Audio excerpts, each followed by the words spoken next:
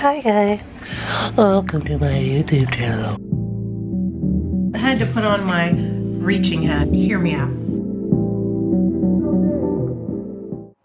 We hear that Lori spends a lot of her time reading the scriptures in jail and singing hymns. Yeah. Are you surprised by that? No, she really did know her scriptures well. I live by the scriptures, as you know. Yeah. She did love the Lord. She does love the Lord. She does love scriptures. She does love beautiful things. This is what's so tragic.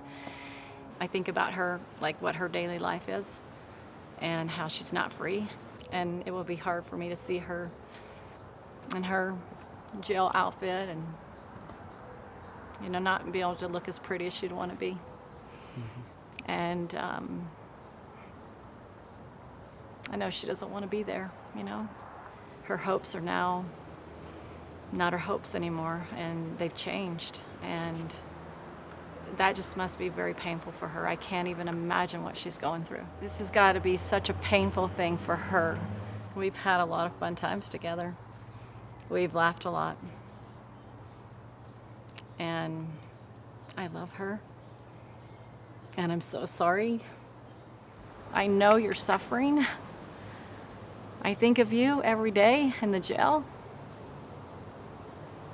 alone, without Chad, who you love, and I know that's really painful for you. There's still hope. That's what I'd want to say to you. That is quite a message of love and peace, Yeah. where a lot of people don't have love for her. I know.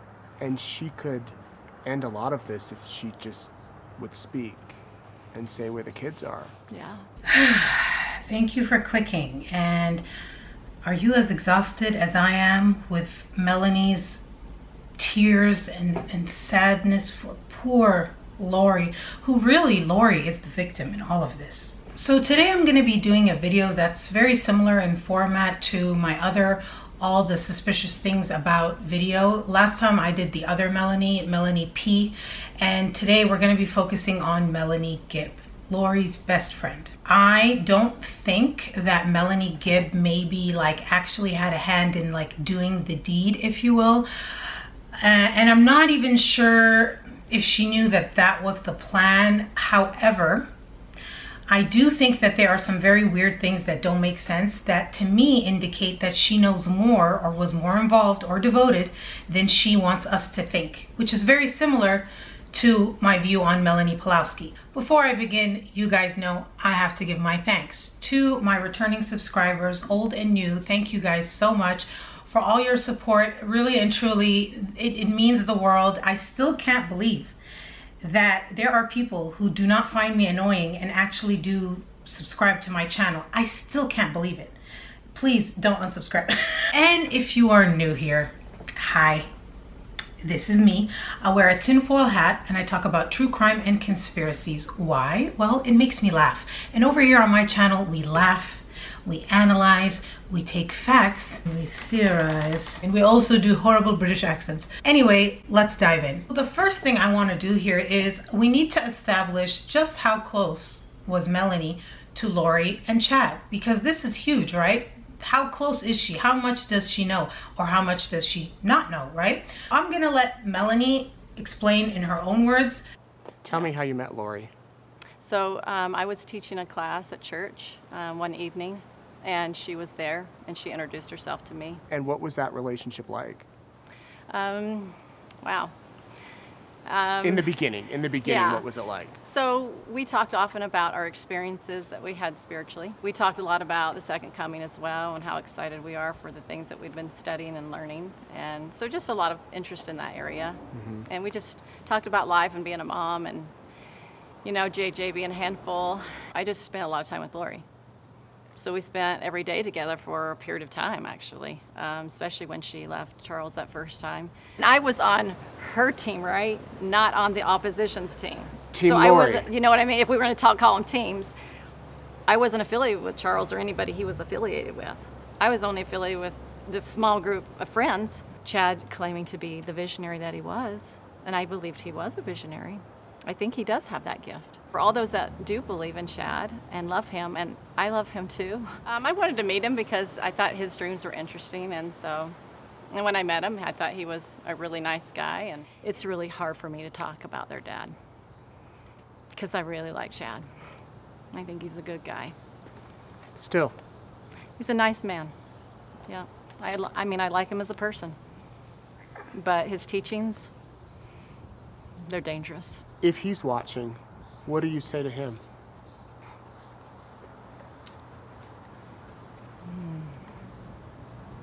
I still care for you and Lori. Ms. Gibb, are you familiar with the defendant, Chad Daybell? Yes. What is the nature of your relationship? The nature of our relationship was talking about some of the books that Chad had written and his relationship with Lori. And then there was this hesitation about the nature of her relationship with Chad, and as if it was just about the books and it had to do with Lori being in a relationship with him. Not at all that she met him first and loves him and all this and is emotional and all this stuff. None of that. And you know, this is part of the issue with what bugs me about Melanie Gibb is the downplaying of things that we know are not true. So now I want to take us back in time. Let's go back all the way to when Tylee was still alive, JJ was still alive, and Charles Vallow was still alive. There was body cam footage during this time, and it involved Melanie Gibb, Lori, and Tylee. I want you to cross-reference Melanie Gibb talking about her relationship with Charles Vallow with body cam footage of her telling police about her interactions with Charles Vallow and how different they are, and think about why they're different, okay?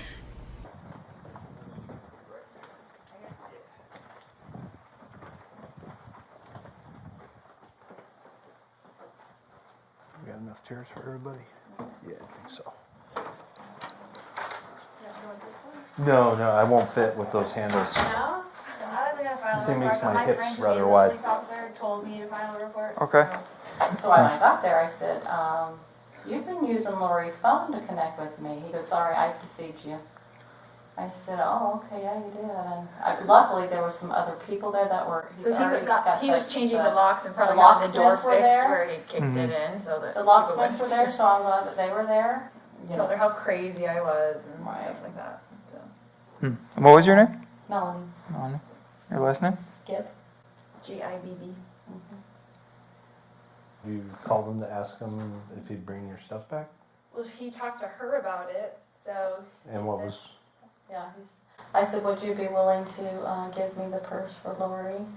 You know, and he goes, no, unless she does this, and you know, and all these. don't speak in generalities, I want sorry. specifics. He What wanted did me he to meet him say? at therapy today So or he something. wanted Or something. to meet him Okay. at therapy. But he wasn't going to give you the purse, he just was saying he'd give it to me if I meet him there. Okay. Because, like, honestly, this is kind of a more unique call than what I've seen. This is a little bit different. He's acting like that my son was in danger. I was worried about JJ's Right. safety and things. I told him about it and told him not to come home and that his stuff would be gone and that his car would be gone and all this thing. So he's a little mad. She's just trying to protect herself. I just think it's funny because he's trying to tell everything. Right. If you want a free medical evaluation, I was psychological gonna say, I haven't evaluation. gotten any sleep in about 3 days. They have good facilities. They do actually, from what I understand. And a gym where I could work out. yeah, I'm so- kind of happy. Like I said, You'll be okay without your mama? You are going to get a padded room. I don't see you being a danger to yourself or anybody else. You got your kids to school. Right. He's lurking around here. Like, that's creepy by itself. Yeah. But two, like, it's everything I have. Like, I don't have anything. I don't have money. I don't have an ID. I don't have anything. And Your so, car keys are normally attached to your purse. yeah, but I carried him in my hand. Yeah. I just had him in my hand. I was dealing with JJ. He was like, had your keys. he didn't want Yeah. to go to school. He was like throwing a fit on the ground. And Yeah. so it was a rough morning as it was. Yeah. What car does he drive? So he has a Ford F-150 truck. Oh, okay. So then the white Suburban, you had no idea what that was?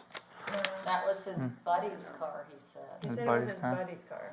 That's He what doesn't have said. any He doesn't buddies. have any buddies, so it was a white Suburban. It was creepy, you know. I was like, oh my kinda- gosh, where's Lori? Is she? You know, I thought you were there. Yeah. It was so freaky. I'm So sorry. glad those two other guys were there. Yeah, I know that you weren't just there by yourself with him. That'd be I even worse. I should have, like, in retrospect, I probably should have walked away quickly, but I wasn't prepared for that. Everybody stayed in this house. Right, that's right. Chad, Lori, you. Was Charles there? No, he went out of town. He was out of town. Mm-hmm. Did you have much interaction with Charles?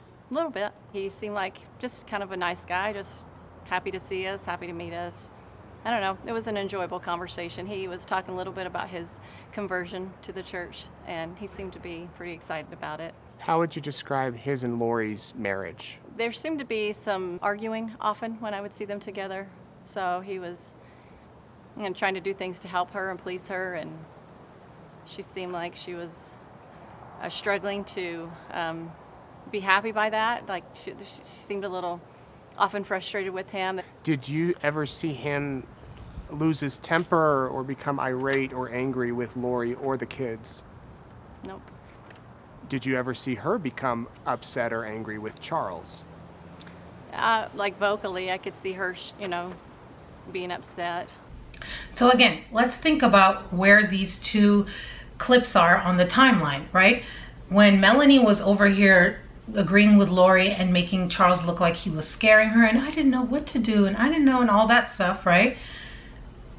Charles was still alive. Really, nobody had passed at that time. But in her head, in their conversations at this time, Charles is a zombie, he's been possessed, blah, blah, blah. Now, when Melanie is talking about how nice Charles is and how she never saw him do anything threatening or aggressive to Lori, this was after he passed and the children were missing. So I think that is important to consider. Now, it's also really important to realize that during this time of the body cam footage, Melanie knows that Lori and Chad are having an affair. And in this body cam footage, you see Lori is telling the police that she caught Charles cheating, confronted him with it, and then he kind of lost it. I caught him cheating and I had evidence and I told him about it, and he travels a lot for business, so I told him about it and told him not to come home and that his stuff would be gone and that his car would be gone and all those things. So he's a little mad. Right? And Melanie's going along with this all the while she knows that they're over there staying at Charles' house when he's out of town. Chad is staying there, right? This had all happened in 2018, and this footage is in the beginning of 2019. They know that Lori is cheating. The conference ends, and what happens from there? So he goes back home, and I just know that they're communicating on the phone every single day. I do know that. She would let me know. Yeah. Did you know that Chad had a wife and 5 kids in Rexburg? Mm-hmm. And did Lori know that? Yes. Did you think this might be going a little too far? It was definitely different. The idea was definitely a new concept. And that Chad is cheating and he's married to Tammy. They know all of this, yet they're over here trying to make Charles look bad. It makes Melanie look suspicious. I wish that this was the only time that Melanie Gibb had misrepresented the facts to police. Ms. Gibb, had you recently had JJ with you? No. So when you told Detective Pillar that you had, was that an accurate statement? No, it was not. Okay. So here's a montage I made of all the weird things that happened that Melanie thought were unusual. When she taught me, she was leading me to believe they were true. So there would be times where I'm like, do you think that's a good idea? Or do you think this is, those kind of thoughts? But I just kind of didn't voice a much opposition to it, but just more listened, just more listened. Was there ever a time where you thought, whoa, this is too much. This crosses the line? Well, I always thought this is a little unusual. And Chad made a portal in Lori's closet so she can visit him. What does that mean? That sounds kind of crazy, I'll be honest. It does sound crazy. So a portal is something that he created for her? Like a box? No, it's just a spot where he just maybe said a prayer or, however words he uses to create this portal. So it was a a sacred area where if she wanted to connect with him, she could go sit and then they would have a connection. What do you think about that? I thought it was different. I thought, how do you do that? Like, do you have to have some special skills to do that? I didn't understand how people could do that, but I don't know. It was pretty extreme, but to me, everything was new, and I just thought, well, these people know things that I don't know about this stuff. I mean, if you were to talk to Lori, she'd probably say I believed it. So the next thing that I find suspicious is all this life insurance talk that seems to happen, and then the person dies, and then it's not suspicious. How I just find it odd that nobody found it odd, within this circle, that the beneficiaries of these life insurance policies are the same people who are having visions of the people dying whose life insurance they get. Do you get what I'm saying? Like, how convenient. And I mean, Melanie must be the most gullible person on earth. Did she ever talk to you about Charles's insurance? Yeah. What did she say? She said that he had, I think, about $1 million, and that she knew when he passed away that she thought she'd get the money. Lori received a revelation that Charles was supposed to die in an accident on his way home from Texas. Correct. Charles was shot, and I'm like, what? And so, tell me what happened. You knew, though, that she had told you months earlier that Charles was possessed of a zombie. Correct. And what was your reaction about Chad telling her she needs to come up there, knowing that Chad still has the wife and 5 kids? Yeah, well, we talked about that. I'm like, isn't that going to be awkward? She was uncomfortable with it. She believed that Tammy was going to pass away, though, before she got up there. And that didn't happen. She didn't pass away before she got up there. And so I thought, I said, aren't you uncomfortable? Maybe she'll see you guys together. And so I thought it was different, that she was going to be up there when Tammy was still alive. How was she going to die?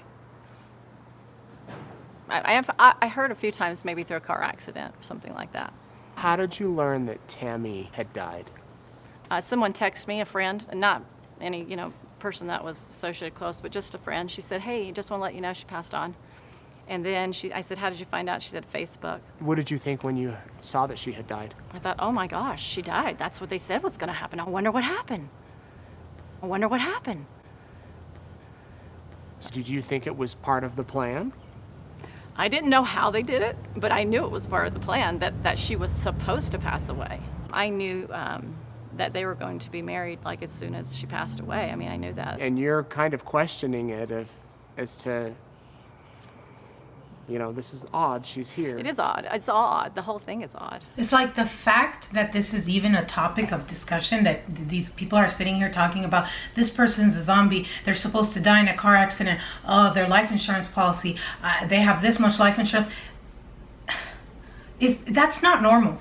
Did she not make the connection that the same exact people who are getting visions of this person's death are also the beneficiaries of that person's life insurance policy? That connection was not made? I don't know. It's interesting that of all the people that Chad called zombies, he didn't call Tammy a zombie. I don't know. What's that about? Or maybe they did. I don't know. Just a thought. Okay, so now I realize that there can be circumstances and situations where your friend is doing something weird, or you witness something weird and you're almost like in shock, or you don't want to be the only one saying something, or whatever, like groupthink, whatever, all that. I understand. That could be a one-off. That could be a two-off. But this is sustained weirdness and beliefs and things that are happening repeatedly from the beginning that Melanie seems to be going along with. So if you didn't know, Melanie Gibb is an author, and she has a book which I purchased and read for you. You're welcome. It's called Feel the Fire by Melanie Gibb. Not only was Melanie Gibb an author, but she also spoke at conferences, preparing a people on AVOW. She was part of that, just like Chad. Her book, just to give you an idea of where it is on the timeline, her book was published on April 2019. So that means that she already was deep in with Chad and Lori and the whole thing. And actually, the body cam footage with Melanie Gibb, Tylee, and Lori at the police station was 3 months before this book was written. Many people hear of stories of people who have experienced great spiritual experiences and wondered how to have them for themselves. How, they ask? Some people have gone on to the other side of the veil to learn and to change, but most people have to learn other ways. Many I have met, including myself, seek to find solutions to their unhappiness. They may ask, how can I be happy like them? Or how do I have those kinds of experiences with the Lord like they do? They see the light and hear of the love they have for the Lord and want to have the same thing. But how? Okay, now listen to this. My light is increasing and I only think of things that please the Lord, or at least I try. Does that mean all my challenges have gone away? No, I wish. I just have more power, light, and love to deal with them better. I have also noticed that the more light I have in my eyes, because I'm trying to keep my eyes single to the glory of God, the more I can see the light or lack of light in others. Not trying to be judgmental, but it is something that comes with spending time in holy places. I recommend it. It will change your life. It was around this point where I almost gave up reading the book. I was tired. I was over it. It was poorly written. I couldn't take it anymore. And I almost stopped, and I'm so glad I didn't. All the way here at the end of the book, it says, I want to share a personal story about my friend Lori. While sitting in church one Sunday, she started worrying over her son, who returned home early from his mission and married a woman outside of the LDS faith. As she sat there, Jesus Christ told her this, quote, why weepest thou? Don't you know I have suffered so you wouldn't have to? Your son is in my hands. You love him and I'll lead him. End quote. She no longer worried about her son because she understood what the atonement of Jesus Christ was all about. Totally irrelevant, but I didn't know where else to give you this information. I read the book, so here you go. Moving on. It seems like there were a lot of forbidden things that were inappropriate, that were not allowed in the LDS community, or even in any kind of religious community. I would think like adultery and things like that Lori told Melanie. Melanie was a witness to, and they were accepting of it. They even go and talk about this whole adultery thing in that phone call when they had their little scripture wars. Listen. I was reading the story of Chlorophor, and it is so very similar to this, you just can't see it, but he did it because he was trying to reclaim a people, and he thought at the very end, because of his carnal and natural desires, that's what influenced him. And he was very deceiving. Carnal natural desires? Well, honey, you got a lot of natural desires. We all know that. Like you being with Chad before he's even divorced is unusual behavior for a person that's seen Jesus Christ. I was never with him and he was never divorced. Honey, I've seen you guys together. Story. That's you dating. So I haven't ever seen you with, I've never seen you with Chad kiss him and walk around the track at BYU with him. I never saw that.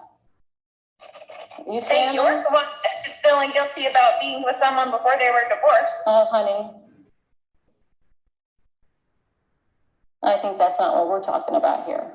It just makes me wonder, what other inappropriate things that people would frown upon in church did they do or believe or act upon that in their minds with each other, we're okay, we accept it. But anybody else would be like, what are you guys doing? It makes you wonder. This brings me to the next thing. Speaking of the call, right? And that is the fact that Lori suspected that Melanie was recording the call. I haven't engaged with her that much, so I don't know that personally. So you don't know about her changing the thing for herself to be the beneficiary of the policy and all that stuff. None of that's dark, right? Well, I haven't seen those documents, so I have no way of knowing. I've seen them on my computer. No, I have not. I haven't even looked on your computer before. You haven't showed me anything. I don't know why you're being controversial to me, or if you're recording this conversation for the police or whatever. I don't know what your intention is on this phone call. Well, but I love with all my heart, and I have forever, and I will always love you. I appreciate those words, but if you really loved me, you wouldn't have told the police that I had Jeju with me. That's not what a friend does. I mean, that just makes me look weird, and it's not safe for me. That doesn't look good. I mean, you had to think of my welfare if you love me. I do, and I did exactly what I felt the Lord was instructing me to do. This does not sound like you. This sounds like you've been influenced by somebody dark who wants you to believe dark things and have fear of the celestial world. I don't have fear. And I think this is super important. Why? Because in order for Lori to suspect that Melanie was recording the call, Melanie had to have been acting differently, right? Because if Melanie was acting like she always does and talking to her in the way that she always does, Lori wouldn't have suspected anything. But Melanie was asking a lot of questions, and when Lori would give her the answer, it wasn't good enough. She didn't just accept the answer, maybe like she usually does, but she was like, no, but what about this? And digging deeper, right? To where Lori was like, are you recording this call? What's the agenda? She felt like something was off. So I wonder the types of things that she accepted and believed and went along with, to where her questioning Lori like this was so out of character. That brings me to the other suspicious thing, right? Which is the timing of when Melanie Gibb finally decided to cooperate with police. Did Chad and Lori betray you? Oh, yeah. You know, after I get to Arizona and everything, I was talking to Alex because I wanted to meet with him. And he goes, I cannot believe she threw you under the bus like that. What happens from there? This is where there's a big turn in my life. This is when it hits the fan. This is the part that I hate talking about. Yeah. This was hard for me. In Chad's probable cause affidavit, it states that Tylee was called a zombie by Lori while Lori was on the phone with Melanie. So Melanie overheard this, and then Tylee said, not me, Mom, right? So again, Tylee's being called a zombie. Melanie witnesses it. Tylee then disappears off the face of the earth. Nobody questions, nobody cares. Melanie doesn't say anything. Melanie goes there September 22nd to record a podcast. Tylee isn't there. Nobody talks about her. It's cool. JJ, he's a zombie. He's a zombie. He's a zombie all day long, right? Then the crazy story of him climbing up all over and doing all that stuff. Then he goes missing, and Melanie lies to police and says she had him when she didn't. When does she finally actually speak up? When she's implicated. So again, just like I asked in my last video, how long would Melanie Gibb have waited to cooperate with police if she was never thrown under the bus? That's a very important question. And we don't know the answer to that. All I know is that it looks suspicious. So speaking of Tylee, right? Because somebody left me a comment and says, you know, like nobody cares about Tylee. And that's kind of true. Like she doesn't, I don't know. I feel like because she's older, she didn't get, you know, man, I feel really bad for Tylee. She tried to take care of JJ. You know, she was involved with what happened to Charles. If you saw my video about the court documents, oh my God, the things that Tylee went through. And it's just weird to me how nobody cared that she was missing. And furthermore, it seems there was this weird thing in trial about Melanie's relationship with Tylee. I'm assuming Tylee never called her. She never called Tylee. She didn't even talk about her. Never spoke about Tylee. How would you describe your relationship with Tylee, other than not at all? Did you care to be around her or not? Very little. Asked and answered. Okay. Were you familiar with any sort of difficulty with the relationship between Miss Gibb and Tylee? Yeah, Melanie just said that Tylee was, I'm trying to remember how she said it. Your Honor, I'm going to object. This calls for hearsay. Sustained. Did she speak at all about JJ? Mm-hmm. Yeah, I mean, he was all around us, and we were talking about him quite a bit, actually. So by the time you get up to Rexburg in September, this zombie talk has become normal, or at least you've heard it before. Correct. Did it worry you at all that, oh no, look what happened when Charles became a zombie? Something might happen to him? I didn't think she would do that because that's her boy, you know. We had actually a talking about this. She goes, well, I need to, you know, it's time for JJ to, I don't know how she worded it, but it was something to the effect, it's time for he's in the way of our mission, so we need to send him to Kay's house. That was kind of like the idea, is what could we do? And we talked about some of her family members that could actually take him on. And so we talked about, you know, what that conversation would be like. We talked about just different ideas about, you know, him going there. So as her friend, you're saying, okay, he's a zombie. He's in the way of your mission. She said that. So you guys came up with a plan of why don't we let Kay take care of him, or someone in Kay's family. Yeah. It's like this formula. Chad says there's a zombie. Lori repeats it over and over again like a shrill, high-pitched parrot. And then in comes Alex, the zombie slayer, and he takes care of it. It's the same formula with Charles, with Tylee, with JJ, right? And in all these instances, even with Tammy, with Brandon, right? No one else in the group says or does anything. They all go along with it. Now here's the other thing that I find really suspicious, and honestly it doesn't make sense. And if I'm missing something, please let me know, because I might be missing something. But the whole thing, the story of like giving JJ to Kay after he was a zombie, I don't there's something weird about it. Just listen to this first and we'll discuss. So even though Lori had an issue with Kay, she was willing that day at least to say, yeah, we'll send JJ to Kay. Correct.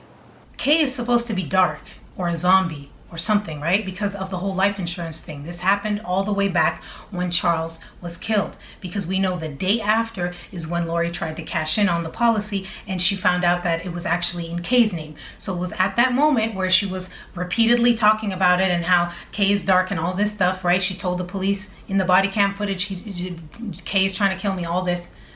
So how all of a sudden now that JJ is a zombie, you want to go give him to a zombie?